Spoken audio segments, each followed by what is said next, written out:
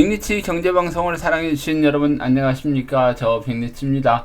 자, 오늘도 달러 강세에 대한 부분을 설명을 드리고요. 원달러 환율 이제 1157원 목표치 이제 얼마 남지 않았죠.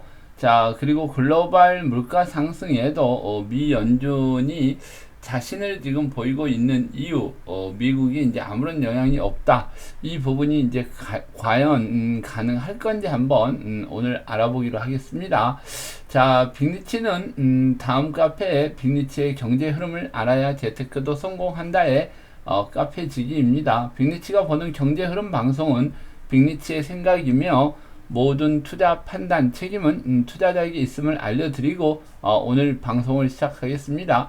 자, 지금 굉장히 세상이 많이 지금 바뀌어가는 상황이죠.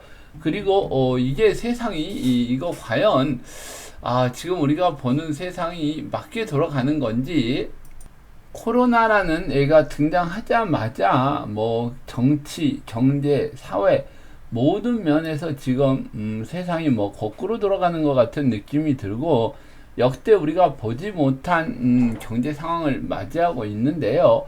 자, 미국 소비자 물가지수 계속 올라갑니다. 요번에 무지막지하게 올라갔죠. 요거는 이따 한번 수치로 한번 보기로 하고요. 이게 이제 상승 지속인가 하락 반전인가 아니면은 이 상태를 유지하고 갈 건지 요거는 한번 알아보기로 하겠습니다. 자, 미국 소비자 심리 지수는 요게 이제 하락을 하기 시작했어요. 여러분들 요건 아셔야 됩니다. 물가가 어느 정도 많이 올라가 버리면 금액으로는 조금 늘어날 수는 있지만 돈에 대한 한계가 있기 때문에 심리 지수는 밑으로 떨어지게 돼 있죠. 그러니까 뭐 우리가 먹고는 살아야 되죠. 의식주 관련된 게 과거에는 요만큼 사용이 됐다 그러면 지금 물가 상승으로 요만큼 상승이 됐기 때문에 일단은 금액적으로는 늘어날 수는 있지만은 예를 들어 두 개 살 거 하나로 이렇게 줄어들어 버리는 상황이 나오기 때문에 이런 소비자 심리 지수가 지금 밑으로 떨어질 수밖에 없는 상황이라는 걸 알 수 있겠죠. 그리고 미국만 향후에 멀쩡한 물가 그리고 상승, 이건 이제 달러 시스템으로 충분히 이제 제가 봐서는 조절이 가능하다. 오늘은 이제 공부의 팩트가 될 것 같습니다. 자, 미국만 물가 상승 부분이 멀쩡해진다. 그리고 달러 시스템이 이를 조절한다. 이 부분이 과연 맞는가? 이것도 한번 알아보도록 하겠습니다. 이제 8월 말로 다가온 미국의 부채 상한선 통과 여부, 이제 부채를 더 늘려달라고 의회에다 신청을 하면 상원과 하원에서 얘들이 이제 합의를 해가지고 늘리겠죠. 이거는 안 늘릴 수가 없죠. 미국이 달러의 기축통화인데 기축통화국인데 이게 부도가 난다 이러면은 미국 자체가 뭐 무너질 수 있는 부분도 있는데 이걸 그렇게 하겠습니까? 근데 이게 이제 문제는 지금까지의 늘어난 부채나 이런 부분들에 있어서는 어떤 매듭을 좀 지어주는 듯한 모양을 시장에 보여줘야 되겠죠. 그리고 글로벌 여러 나라에도 우리가 어렵게 정말 이렇게 부채 상한선을 늘리고 가고 있다. 이런 부분들을 보여줘야 되고, 아마 시장에서는, 글로벌 시장에서는 절실히 야, 니네들 부채 상한선 늘려야 돼. 이런 얘기가 나와서 정당화 될 수 있도록 해야 됩니다. 자, 미국 갈등이 이제 심화되는 게 이제 거의 극에 달았죠.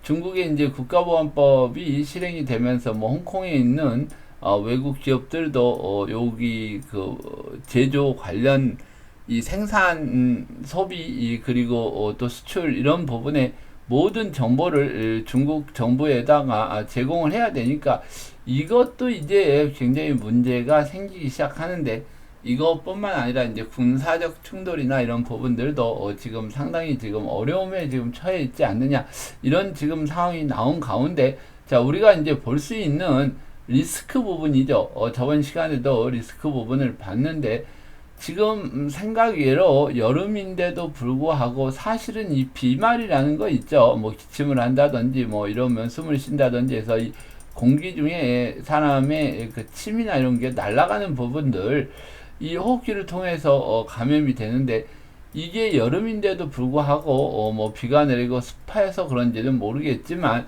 이 확산이 지금 줄어들고 있지를 않아요. 지금 인도네시아나 뭐 말레이시아 이쪽 동남아 쪽은 인도나 이런 쪽은 지금 말도 못할 정도로 지금 이게 확산세가 커지면서 심지어 뭐 지금 매장을 해야 되는데 지금 그 공동묘지가 부족하고 지금 뭐 산소통이 부족하고 뭐 이럴 정도로 엄청난 지금 상황에 직면해 있기 때문에 과연 이 부분이 이 멈춰 설 건지 그리고 뭐 이 백신 접종률이 제일 높았던 이스라엘에서도 지금 뭐 맞은 사람들도 확진자가 또 늘어나고 있는 상황 미국도 지금 마찬가지죠.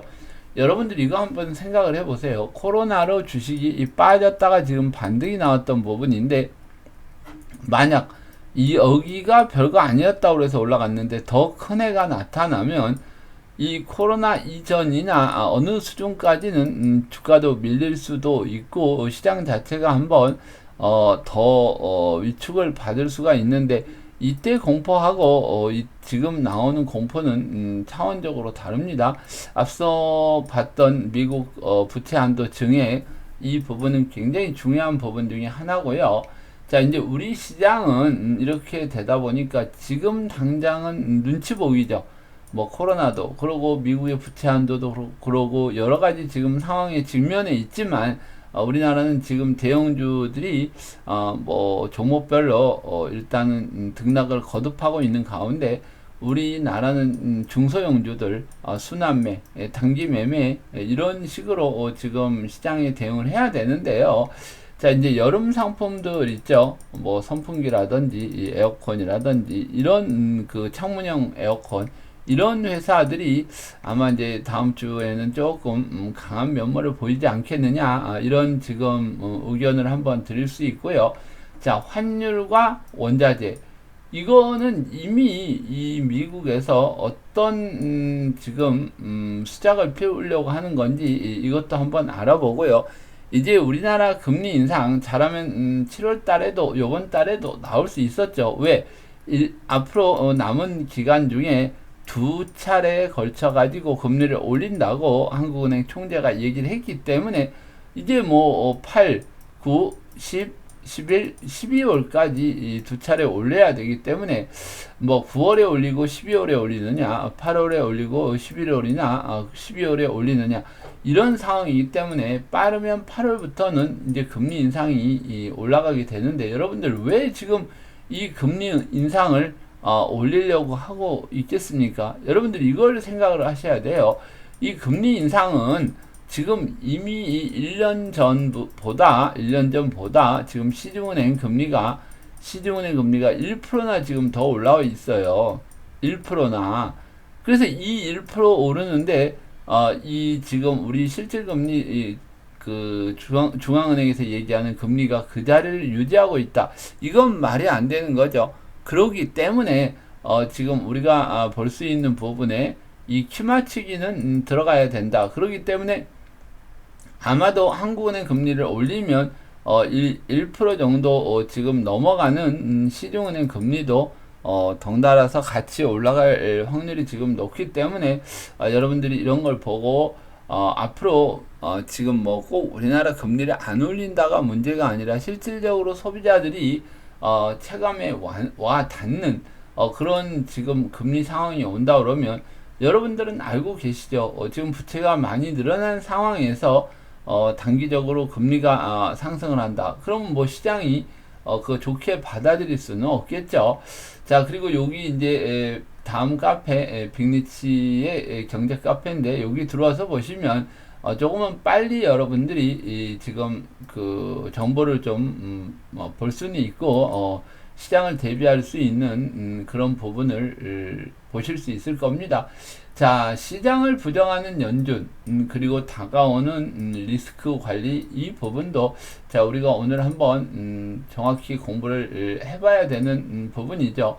자 이게 참 이번 주는 억지로 우기는 연준 자, 연준이 왜 여러분들은 자신이 있게 지금 올라간다 내려간다 인플레이션으로 물가가 올라간다 내려간다 일시적이다 지금 이런 얘기를 하는지 우리가 한번 생각을 해봐야 돼요. 자, 미국이라는 지금 기축통화국에 파월이라는 중앙은행장이 이렇게 소비자 물가 지수가 이렇게 올라가는 이제 소비자 물가 지수는 뭐 CPI라고 해가지고 이렇게 이제 영어로 표현을 하는데 뭐 이건 뭐 자세하게 알 필요 없고 그냥 물가 오르는 거라고 생각하시면 됩니다. 전년 대비 이렇게 쭉 올라가는 부분인데 무려 요번에 5.4%까지 이렇게 지금 올라가는 모습을 지금 볼 수 있죠. 보통은 우리가 2% 정도 오르면 금리를 인상시키는 게 맞는데 연준은 고용이 문제라고 핑계를 대면서 계속 2%, 4%, 5%, 5.4%로 올라가는데도 불구하고 인플레이션은 일시적이라는 얘기를 지금 하고 있습니다. 자, 이거는 이제 누가 봐도 빠르게 금리를 올려서 물가 안정을 해야 되는 이 수치인데 요거 이제 제가 오타가 좀 빨리 치다 보니까 오타가 나온 것 같아요. 자, 그래서 수치가 나오는데 요게 이제 그 생산자 물가 지수도 지금 이 물건 생산하는데 지금 올라가는 부분이죠. 그러니까 생산자 물가 지수도 지금 이렇게 올라가서 지금 7.3%나 오르죠.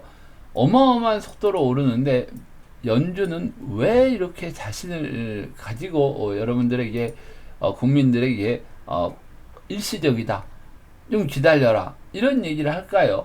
자, 그러니까 여기 지금 소비자 심리 지수도 지금 내려오게 되는 거죠. 왜? 물가가 올라가니까 소비하는 부분들이 줄어드는 거죠. 양으로는 줄어들고 금액으로는 늘어난다. 지금 이렇게 지금 보시면 되겠는데, 자, 그러니까 지금 왜 이 미국은 이거를 자랑스럽게 할 수 있느냐? 여기 지금 미국 달러가 이제 그 지축통화의 헤게모니를 지키기 위해서, 패권을 잡기 위해서 이걸 하는데, 여러분들이 지금까지 이 얘기는 지금 제가 쭉 다 했던 얘기고요. 자, 보통은 달러가 오르면 원자재가 떨어지고요.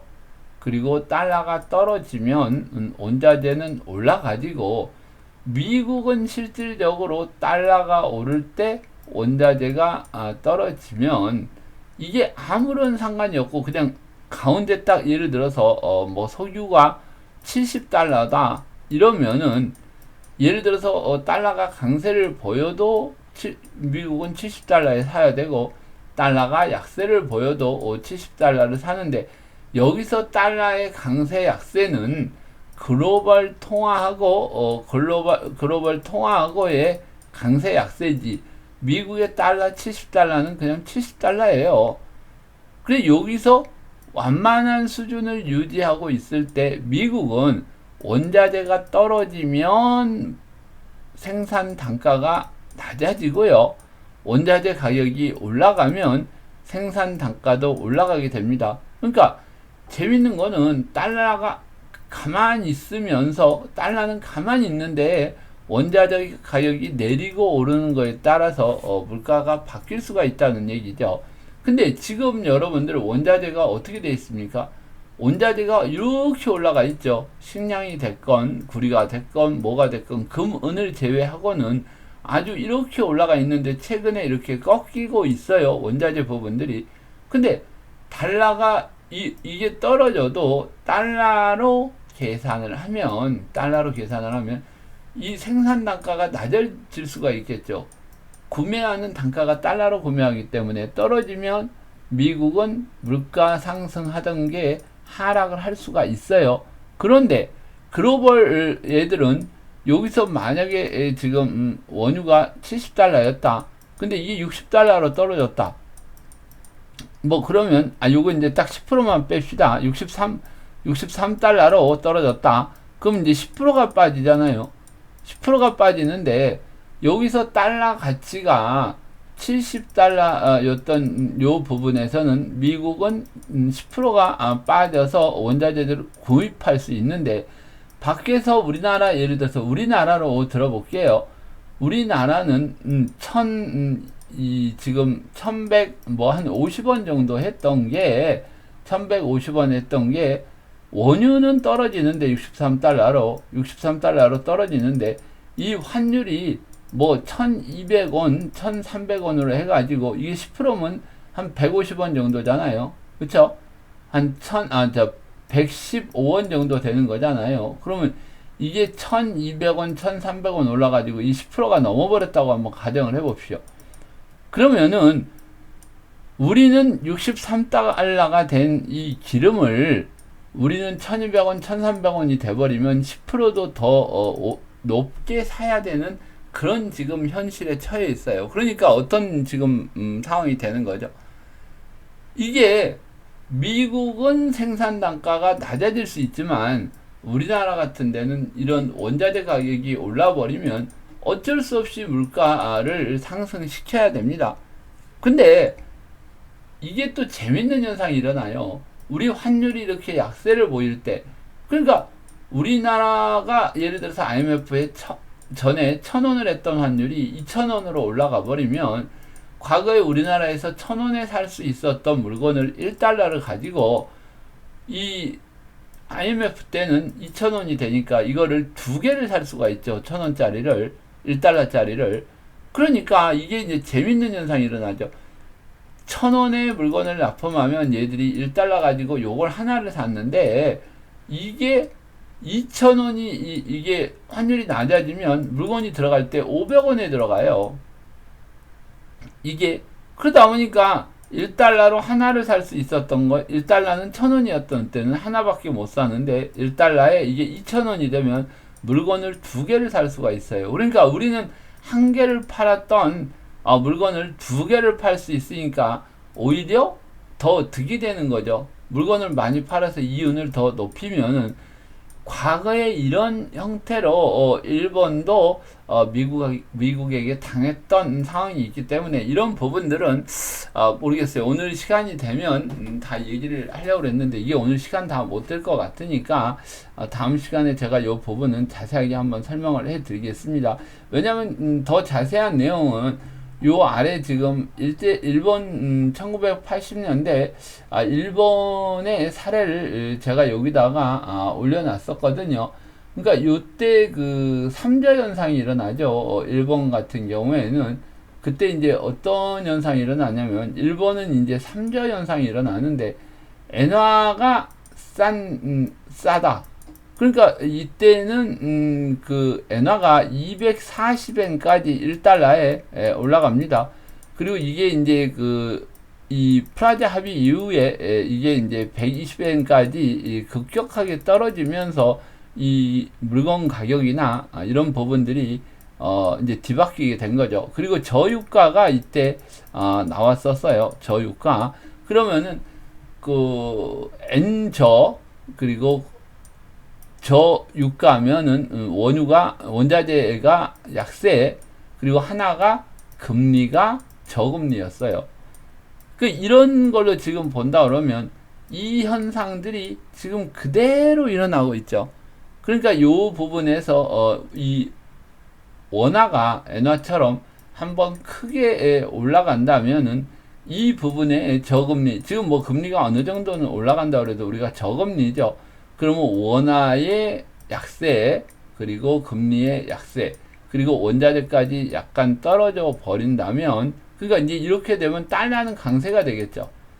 이렇게 되면 우리 죽었던 경제가 또 한 번 불을 지필 수도 있어요. 근데 이제 그때하고는 좀 다르게 코로나라는 게 있기 때문에 상당히 좀 애매모호한 지금 상황이 좀 나오지 않느냐, 지금 이렇게 보고 있지만 요 내용들을 지금 제가 이렇게 간단하게 간략하게 지금 설명을 한 거니까 여러분들이 요건 한번 들어오셔서 한번 좀 잘 이해를 해 보시기 바랍니다.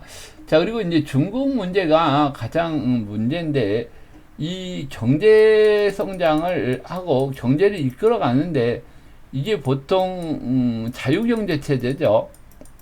자유경제 체제에서는 어떤 예측이라는 게 가능해요. 근데 이제 공산국가들은 공산국가들은 이게 무슨 정치, 경제 이런 이념이 아니라 무조건 정치도 경제도 정치 이념이죠. 1인 독재로 나가다 보니까 대부분 이 사람들의 생각이 이 정책이 돼버리고 지금 중국의 환율 자체도 지금 그 국가에서 결정을 하는 지금 상황이기 때문에 향후에 마냥 이렇게 중국 위안화를 강세로 갈 수는 없고 이 부분도 분명히 우리 원화처럼 약세로 몰고 갈 수밖에 없다. 이걸 여러분들이 아시면서 지금 시장을 한번 봐주시기 바랍니다. 그리고 여기 이제 미국의 국가부채 한도 상향, 이거는 지금 예전에 2011년도 오바마 때도 한번 이렇게 돼가지고 미국의 국가 신용 등급이 아래로 떨어진 적이 있어요. 그러면서 이제 달러도 굉장히 강세를 보이면서 달러 수급이 어려워지니까 글로벌 국가들이 달러 수급이 어려워지니까, 그리고 점차 경제적인 부분들이 더 어려워지니까 오히려 글로벌 모든 국가들이 야, 미국이 제발 좀 그 부채 상환을 해서 경제가 제대로 돌아갔으면 좋겠다 하고 거의 마음속으로 빌다시피 한 적이 있었거든요. 그러니까 미국이 재채기를 하면 우리는 독감을 앓는다 이런 지금 말이 있듯이 이 부분에 있어서도 요번에 한번 달러의 파워를 보여주기 위해서라도 부채 한도 부분이 약간은 늦어지거나 미국의 신용 등급이 밑으로 내려가 버린다면 상당히 문제가 될 수 있는데, 지금 이걸 어떻게 알 수 있느냐? 미국 지금 10년 만기 채권 금리가 밑으로 내려가 버린다는 거예요. 여러분들이 그 채권 금리의 팩트가 뭔지 아십니까? 시중에 10년 만기 국제 채권을 살려고 하는데 모자라면 금리가 올라가죠. 근데 이게 넘쳐나면 금리가 떨어집니다. 지금 참 이상하죠. 지금 이 상황에서 아니 미국에 계속 부채가 늘어나고 부양책을 내고, 근데 재무부에서 계속 10년 만기 국채 뭐 30년, 2년, 뭐 5년짜리 계속 발급을 하는데도 불구하고 누군지는 모르지만 이 국채를 어마어마하게 사버리기 때문에 연준은 800억 달러하고 나머지 이제 그 400억 달러의 모기지 채권을 사는 역할을 하는 애들이니까 꾸준히 800억 달러는 국채를 사지만 나머지 누군가가 지금 국채를 엄청나게 많이 사고 있다는 얘기야. 10년 만기 국채가 금리가 떨어진다는 얘기는. 그러니까 우리가 이걸 예상을 해볼 수 있죠. 8월 말까지 미국의 부채 한도 이 부분이 뭔가가 잘못될 수도 있다. 그러니까 연기금이라든지 달러를 가지고 있는 그 뭐 기금, 의료보험, 어쩌고저쩌고 다 있는 애들이 이 국채를 사는 조건이 있어요. 국채를 사는 조건이 반드시 AA 등급의 국채만 매수를 할 수 있는데, 아마 지금 얘들이 이 8월 말에 뭔가 문제가 생긴다는 걸 알고 지금 이 AA의 미국 국채를 미리 지금 사놓는 게 아니냐, 이런 우리가 예상을 한번 해볼 수 있거든요. 요거는 뭐 지금 제 예상이니까 아마 이런 얘기는 어디에서도 지금 안 나올 겁니다. 근데 이제 항상 시장은 수요와 공급이 부딪히는데 지금 이 상황에서 10년 만기 국채가 모자라다, 이거는 좀 이상하죠. 아마 지금 이 얘기는 제가 제일 먼저 하겠지만 많은 분들이 우리 방송도 보시는 것 같아요. 그때 채권 레버리지 얘기하니까 뭐 시장에서 또 그런 얘기를 도배를 하는데, 아마 요거 잘 여러분들 보세요. 국채 AA 등급을 살 수가 없을지 모르니까 지금 이 수요를 채워 넣는 거 아니냐. 그래서 지금 시장에 10년 만기 국채가 모자라서 금리가 오히려 떨어지는 거다. 입찰을 할 때 있잖아요. 여러분들이 10년 만기 국채 입찰할 때 누가 많이 안 사잖아요. 그러면 판매하는 재무부 쪽에서 금리를 올려요. 근데 이게 지금 반대라니까요.